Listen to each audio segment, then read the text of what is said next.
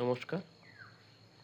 সৃষ্টি সুখের আবার আজকে নতুন এক কবিতা নিয়ে।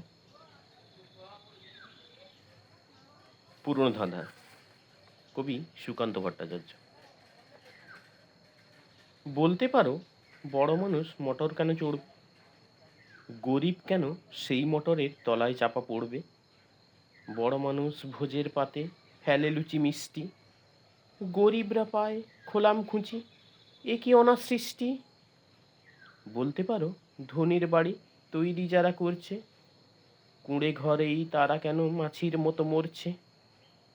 ধনির মেয়ের দামি পুতুল, হরেক রকম খেলনা, গরিব মেয়ে পায় না আদর, সবার কাছে ফেলনা।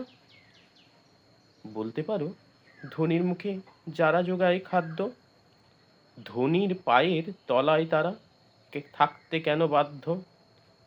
হিং টিং ছট প্রশ্ন এসব মাথার মধ্যে কামড়ায়, বড় লোকের ঢাক তৈরি গরিব লোকের চামড়ায়।